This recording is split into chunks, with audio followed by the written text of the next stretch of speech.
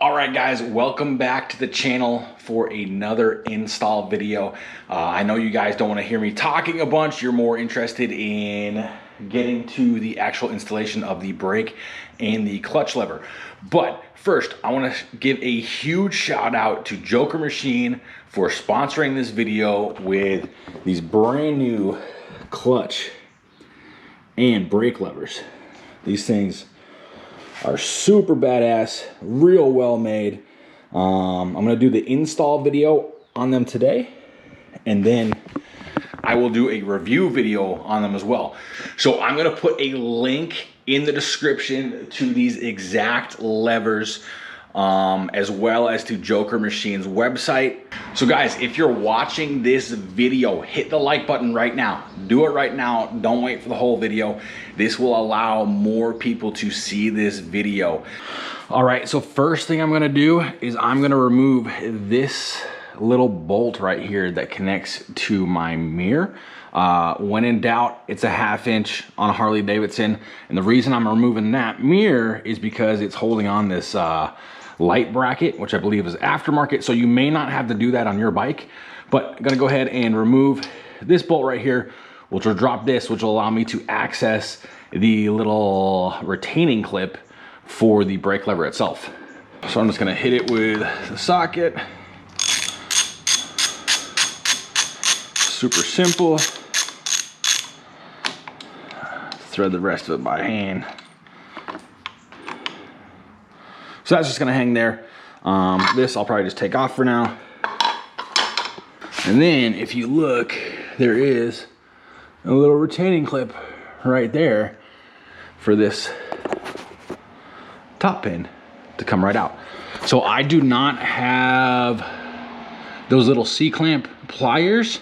So what I'm gonna do, I'm just gonna take a little screwdriver and go ahead and get that out of there. So just like that, retaining clip popped off with just a little bit of pressure. Make sure not to lose those because you will need them. So now that the retaining clip's off that, we're just gonna pop it up and right out the top, which will allow us to take that out. Now, in here, there is a little button right in there. That is the brake light switch. You do not want to mess with that. You do not want to jack that up. So we're gonna make sure when we reinstall this that we go past that brake light switch and making sure that we don't shear that off. So here is the new Joker Machine brake lever. As you can see, it looks just like the stock one, except that it has these finger grooves in there. So this is what I'm talking about right here. We want to make sure that we do not jack this up. So we're gonna make sure to try to go in at as much of an angle as possible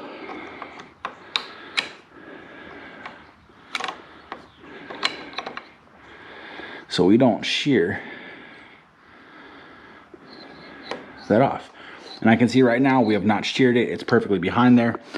So what I'm gonna do now is I'm going to put this pin right back through. And what we're gonna do is we're gonna check and make sure we did not shear off that little clip. So I'm gonna throw it in run, and we are gonna check and see if the brake lights still work, and they do, because we were careful in making sure that little cutout was behind that little knob. So on the older bikes, I know that knob is a little bit more fragile. This is a 2016 Dyna Lowrider S. So it's actually a rounded little knob in there, which is harder to shear off. So a lot of people will do the videos and they will say that you need to undo this housing, undo the brake housing in order to get the lever in. You don't have to do that if you're careful. I know it's a lot more less worrying if you take these two off, the housing switch cover, as well as the brake cover. But if you're careful, you can 100% get it in behind there. It's just all about how you put it in. So save yourself some time, just do it more gently, be a little bit more careful, and you can 100% do it without messing with this cover or this and readjusting everything. So pins back through, we checked and made sure the brake worked because we were careful and did not shear off that brake light switch. We went in behind it. So now what we're gonna do, we're gonna put this retaining clip back on, and there you go. It is back in there, it is on. We now have the Joker Machine levers right here, which give you a lot more grip, in my opinion. So brake side is done. Clutch side now. Clutch side actually gonna be a little bit more work, as we have to loosen the clutch cable first, which is not a big deal. I'll go ahead and show you guys how to do that right now. So first thing we're gonna do is we're gonna pull this boot back. But what we're doing is we're just pulling that up. So all we're gonna do here is we are gonna loosen this retaining bolt right here, and we're gonna thread the clutch cable all the way to the top, which is gonna give us a bunch of slack in the clutch lever right here and allow us to release the clutch cable. So all I'm doing right now is I'm breaking the torque on that. I'm threading this to the top, and I'm gonna thread that clutch cable all the way up. Should be super, super simple for you to do. So clutch cable is up. And what that has done for us is given us all the slack in the clutch lever. So just like the other side, what I need to do, I need to take off this signal to drop this light so I can access the retaining clip underneath. So retaining clip is off. Like I said, just little screwdriver. And we're gonna push up on the pin and take it out. So now with the clutch lever, you're gonna pull back and pull out to get this cable out. So with this, just a little retaining pin right there. You're just gonna pop it out from the bottom side. This little plastic pin right here. There we go, clutch lever is off. So obviously we're going in with the Joker Machine clutch lever. So same thing, you're just gonna slide it in there, slide the pin through, which will retain the cable.